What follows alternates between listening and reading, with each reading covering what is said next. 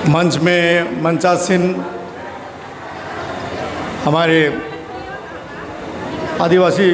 गोंड महासभा के पदाधिकारीगण और हॉल में उपस्थित मातृशक्ति पितृशक्ति सबों को मेरा सेवा जोहार। आज यहाँ आप सब हम सब उपस्थित हुए हैं रानी दुर्गावती का 860वां बलिदान स्मृति दिवस के उपलक्ष्य में, और ये मेरा सौभाग्य है कि मैं भी आप सबों के बीच संजीत प्रसाद गोंड ने मुझे निमंत्रण दिया। कल ही मैं जमशेदपुर से आज शाम को आया हूँ, राज ऑफिस से सीधा इधर आने का मौका मिला। और अभी जो प्रवर्ती वक्ता थे बोल रहे थे, बहुत सारे बातों को उल्लेख किए हैं। हमारी सामाजिक संगठन, सामाजिक रूप से हम कहाँ हैं, अलग अलग समुदाय जो हैं हम आदिवासी भारत के आज किस परिस्थितियों में हैं और आने वाले दिनों में कौन सी परिस्थितियाँ बनने जा रही है, उनका भी उल्लेख किए हैं। और हमारे जो भी संवैधानिक अधिकार हैं उन पर भी उन्होंने अपनी बात रखी है। अगर यूनिफॉर्म सिविल कोड आएंगे तो आदिवासियों के ऊपर क्या प्रभाव पड़ेंगे, उनको भी उन्होंने अपनी बात रखी है। तो मैं उन चीज़ों को दोबारा दोहराना नहीं चाहूँगा। मैं यही कहना चाहूँगा कि हम भी आदिवासी पूरे भारत के आदिवासियों के बीच काम कर रहे हैं।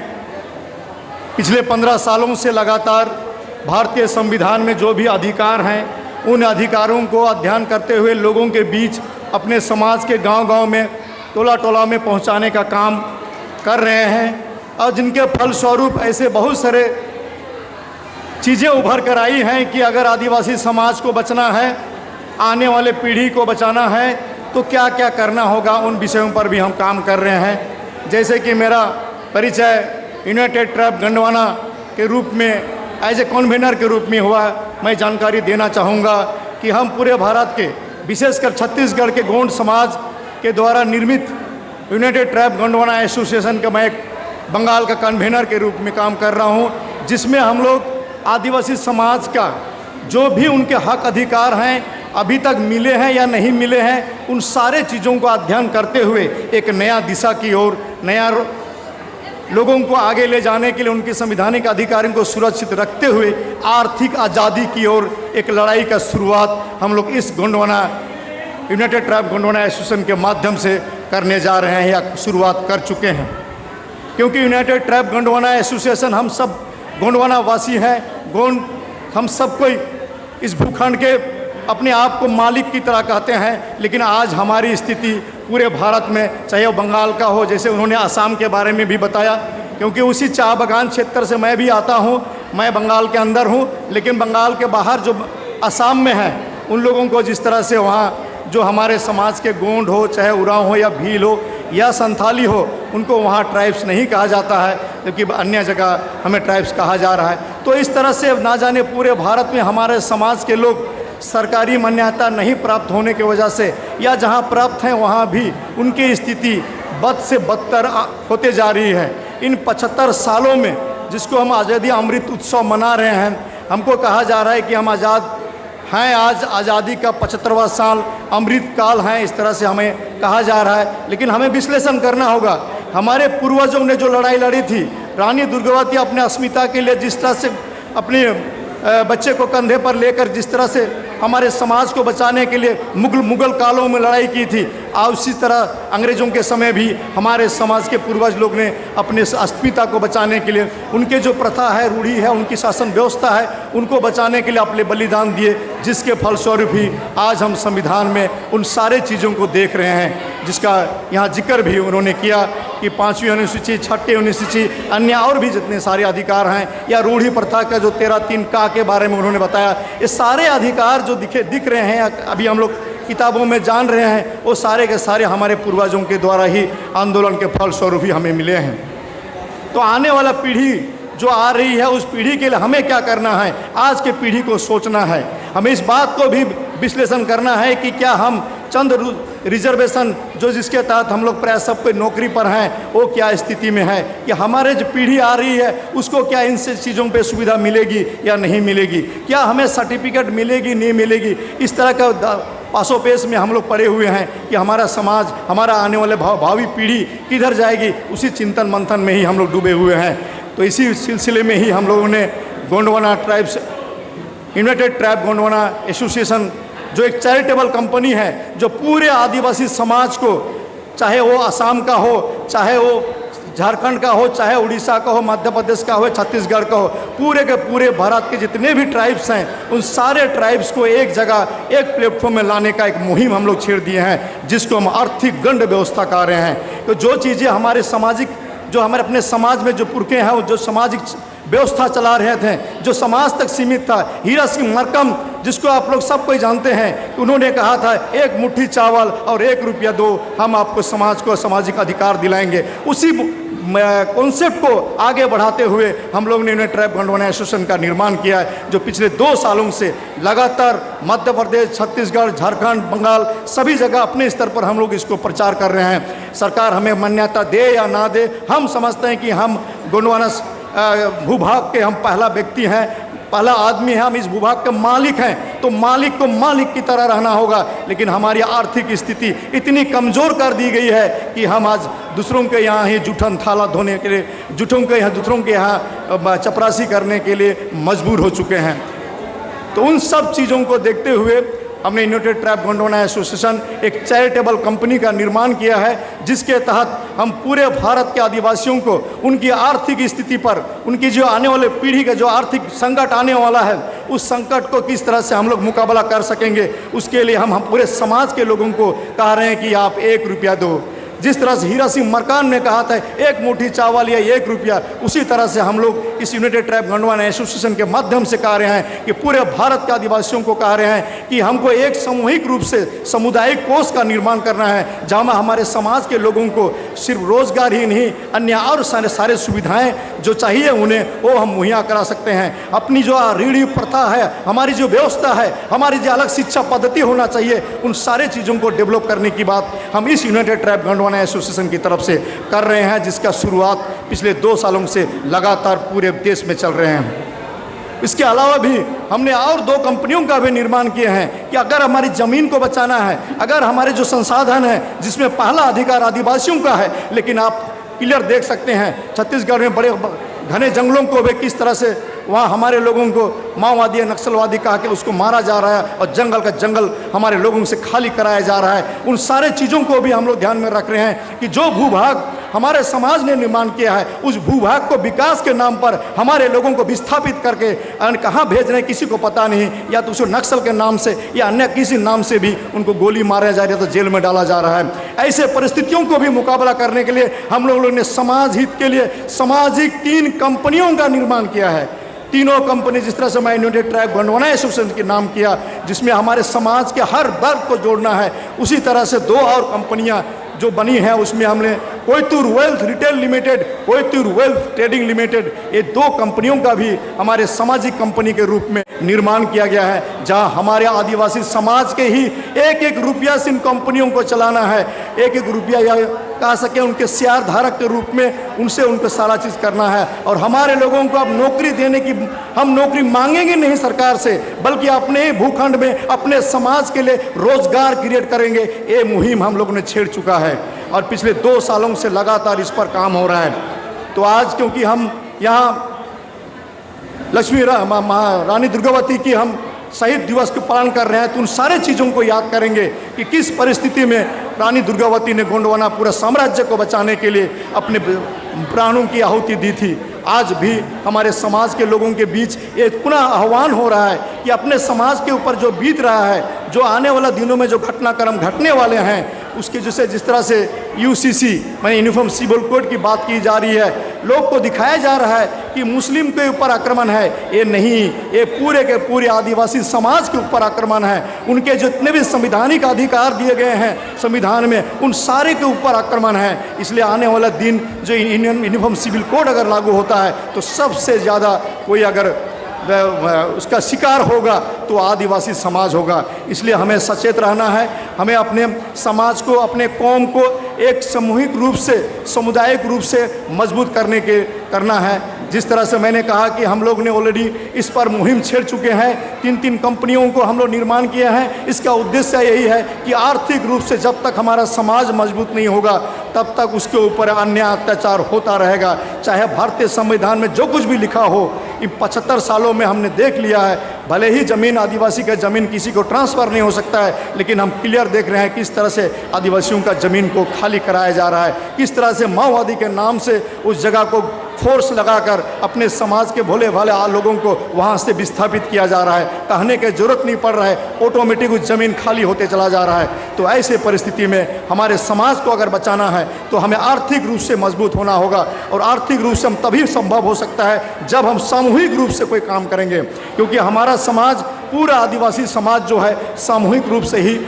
करते आया है अपना काम। ये जो सारे व्यवस्था हैं, सारे रूढ़ी प्रथा जिसकी हम बात कर रहे हैं, वो सामूहिक रूप से ही बने हैं और सामूहिक रूप से ही उसको पालन होते आए हैं। इसीलिए अभी तक हम बचे हुए हैं। अन्यथा अगर यूनिफॉर्म सिविल कोड आ जाता है तो सारे के सारे तितिर बितिर हो जाएंगे, हम अकेले अकेले हो जाएंगे और हम कुछ नहीं कर रहे हैं। अभी भी समय नहीं बिगड़ा है। हम जिस तरह से काम में है, जिस तरह से गोंड महासभा बंगाल में अपने समाज के लोगों को संगठित करने के लिए कोशिश कर रहा है, उसी तरह से अन्य समाज के लोग भी इसी तरह से कोशिश में लगे हुए हैं कि हमें अपने समाज को बचाना है। तो हम भी वही कामों में, हम लोग पूरे भारत के आदिवासियों को, चाहे वो उरांव हो, मुंडा हो, कोल हो, भील हो, गोंड हो, सबको मिलकर हम लोग इस पर काम में जुटे हुए हैं। जिसका शुरुआत मैंने कहा कि सूरजपुर संभाग, सरगुजा संभाग से शुरुआत हुआ। जिस 3 कंपनियों का नाम लिया वो पूरे के पूरे गोंड समाज के लोगों के द्वारा ही ये कोरोना काल में शुरुआत हुआ। और कोरोना काल में ही हम लोगों ने ऑनलाइन, जिसको वर्चुअल मीटिंग कहते हैं, वर्चुअल मीटिंग के माध्यम से हम लोगों ने जुड़ा और हमने देखा क्लियर कट, क्योंकि मैं भी बंगाल से हूँ और मैं चाय बागान से हूँ। मुझे मालूम है कि असम में जो चाय बागान के लोग, हमारे आदिवासी समाज हैं, उनकी स्थिति कितनी गंभीर है। अन्य जगह में भले ही उनके खेती बाड़ी हैं, कुछ भी हैं, वो जीविका में के साथ साथ उनको सर्टिफिकेट मिल रहा है तो कहीं भी कोशिश करके कहीं नौकरी हासिल कर ले रहे हैं। लेकिन हम आसाम की बात करेंगे, वहाँ के चाय बागानों, जिनको टी ट्राइब्स कहा जाता है, उस क्षेत्र के अगर गोंड हो या भील हो, उनकी दयनीय स्थिति और भी खराब है। जिन बातों को हम चर्चा कर रहे हैं कि आने वाला में भीषण आर्थिक स्थिति होगा और हमारे आदिवासी समाज आर्थिक गुलाम होगा, वही स्थिति आसाम के चाय बागानों में हमारे समाज के साथ ऑलरेडी हो चुका है। मैं इस बात को बहुत उदाहरण देता हूं और छत्तीसगढ़ के जो हमारे जो साथी हैं उनको मैं चाय बागान दिखाने के भी लाया था। आपका नारायण केशव टेकाम जी, डॉक्टर नारायण केशव टेकाम जी, जो यूटीजे के संस्थापक है, उनको मैंने पिछला साल 20 अगस्त को आपका सिलीगुड़ी क्षेत्र में ले गया था और बोला था, बताया था कि आइए आर्थिक रूप से गुलाम किसे कहा जाता है, कि इस तरह से हमारे समाज इन चाय बागानों में गुलाम है, आप देख के जाइए। और इसी तरह से आसाम में भी हैं, इसी तरह से हमारे समाज के लोग यहाँ पर गुलाम बना लिए गए हैं।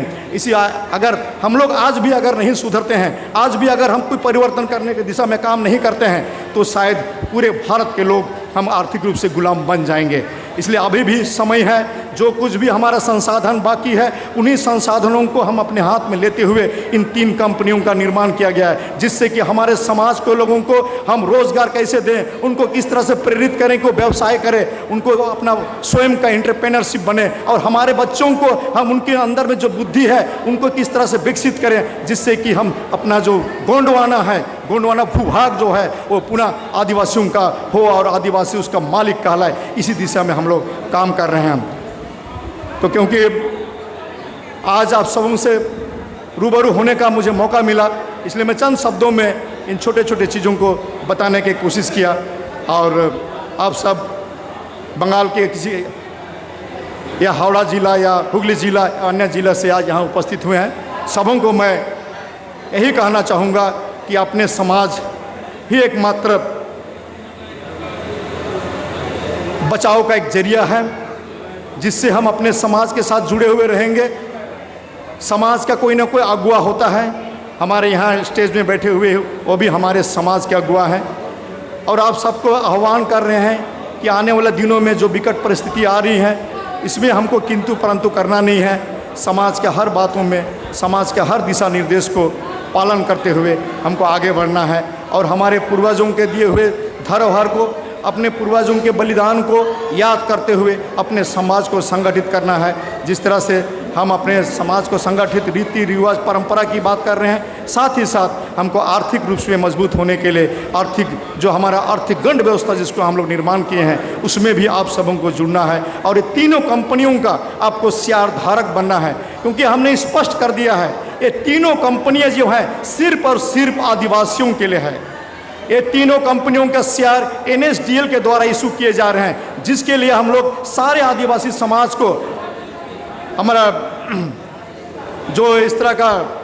डीमैट अकाउंट हम लोग जानते हैं, बहुत लोग जो शेयर की खरीद बिक्री खरीदते हैं उनको पता है कि डीमैट अकाउंट के बिना किसी भी कंपनी का शेयर नहीं खरीदा जा सकता है। हमारा ये तीनों कंपनियों में भी डीमैट अकाउंट की ज़रूरत पड़ रही है। भारत सरकार का जो कंपनी एक्ट है उसके तहत हम लोगों ने रजिस्टर्ड किया है, लेकिन ये प्योरली आदिवासियों के लिए है। इसकी सबसे खास बात है कि जो आदिवासी भारत के जो ट्राइबल हैं उनके लिए कंपनी है और उनके द्वारा ही ये चलाए जाएंगे, उनके द्वारा ही इसमें जितने भी काम होंगे, उनके लिए रोज़गार की बात हो या उनके एंटरप्रेन्योरशिप बनने की बात हो या शेयर धारक के रूप में उसकी लाभांश की बात हो, ये अपने समाज को ही दिए जाएंगे। इस तरह से अपने समाज को चाहे भले जितना भी कमज़ोर क्यों ना हो उसको भी हम लोग सामूहिक रूप से उठाने के लिए कोशिश में हैं, जिसके लिए आप सबों को इन कंपनियों में जुड़ना है। आपको समाज के लिए 1 रुपया, जिनकी नौकरियां नहीं हैं, जिनकी मासिक आय फिक्स्ड नहीं है, वो समाज को 1 रुपया डेली देंगे यूनाइटेड ट्राइब गोंडवाना एसोसिएशन में। और हम लोग जो कि नौकरी में हैं, हम लोग अपने समाज को जितना कमा रहे हैं, वार्षिक इनकम हमारा जितना होता है उसका 1%, जैसे मैंने पिछला साल इसी गोंडवाना एसोसिएशन में 15,000 मेरा 1% मैंने डोनेट किया। और भी बता दूं, जो लोग इनकम टैक्स दे रहे हैं उनके लिए मैं कहना चाहूँगा कि यूनाइटेड ट्राइब गोंडवाना एसोसिएशन एक चैरिटेबल कंपनी होने की वजह से उसको भारत सरकार ने 80G के तहत इनकम टैक्स रिबेट भी दे रहा है। जो लोग इनकम टैक्स पेयर हैं, इनकम टैक्स दे रहे हैं, वो अगर गोंडवाना एसोसिएशन में बरार, आपका गोंडवाना भाषा का ही वार्ड है बरार देते हैं, आपका वार्षिक आय का 1% देते हैं, तो इनकम टैक्स रिबेट में भी आपका 50% छूट उसमें दिया गया है। मैं जैसे 15,000 दिया तो मुझे सरकार ने 7,500 रुपया का छूट मुझे दिया। और ये जो 15,000 रुपया जो मैंने दिया वो समाज को दिया, जिससे कि समाज का दिशा निर्देश, समाज के लिए एक हब, स्कूल का, कॉलेज का, मेडिकल का, अन्य सभी संस्थानों का निर्माण करने के लिए हम 1% दे रहे हैं। और उसी तरह से समाज के हर वर्ग को जो 18 से 65 साल का हो, जो नौकरियों में नहीं है, वो अपने आय से या पॉकेट मनी से 1-1 रुपया बचाकर समाज को दान करेंगे, साल में 365 रुपया। इस तरह से पूरे भारत के जो 15 करोड़ बोल रहे हैं या 20 करोड़ जो भी समाज के हमारे लोग हैं, उन सारे लोगों को जोड़कर हम एक यूनाइटेड ट्राइब गोंडवाना एसोसिएशन का बैनर तले पूरे भारत के आदिवासियों को जोड़ने का, उसको आर्थिक उन्नति का, उसको शैक्षणिक उन्नति का या अन्य जिस भी क्षेत्रों में हो उन्नति के लिए हम लोग बेड़ा ऑलरेडी उठा चुके हैं और कारवां हम लोग का आगे बढ़ रहा है। आप सबों को इसमें जुड़ना है, यही मेरा आप सबों से विनती है, दरख्वास्त है कि आप इसको जानने की कोशिश करें। गूगल में टाइप करें unitedtribe.in, आप unitedtribe.in टाइप करेंगे तो आपका डिटेल्स मिल जाएगा, उसमें आप जुड़ सकते हैं। साथ ही साथ Koitur wealth retail limited, Koitur wealth trading limited आप लिख के भी गूगल में सर्च कर सकते हैं कि ये कंपनियां हमें बनाई हैं। जो कंपनियों का हमारे यंग लड़का लड़की जो 24 से 25-30 साल, जिनको किस तरह से कंपनी चलाना मालूम नहीं था, किस तरह से बिजनेस करना है मालूम नहीं था, ये तीनों कंपनियों के हम लोग डायरेक्टर बनाया है और ये कंपनी आगे बढ़ चली है। तो बस कारवां को आगे बढ़ाना है और हम सबको जुटते जाना है। हमको कलकत्ता में भी सुपर बाजार निर्माण करना है, ट्राइबलों का ट्राइबल रिसर्च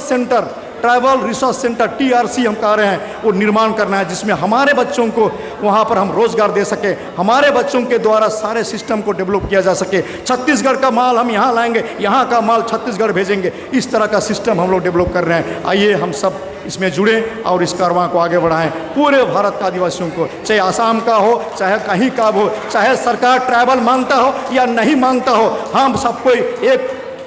हैं, एक बड़ा देव के वंशज हैं, हम सब एक साथ आगे बढ़ेंगे। यही मुहिम इस यूनाइटेड ट्राइब गोंडवाना एसोसिएशन का है, जो आर्थिक गंड व्यवस्था है, जिसका संस्थापक जैसे मैंने कहा डॉक्टर नारबिन केसाब टेकाम है, और भी साथी हैं जो इस तरह से हम लोग एक साथ काम कर रहे हैं। मैं बंगाल का प्रभारी के रूप में काम कर रहा हूँ। बस इसी से आप सबों का मेरा परिचय है। इन्हीं शब्दों के साथ पुनः सबको सेवा जोहार करते मैं अपनी बातों को यहीं विराम करता हूँ। धन्यवाद।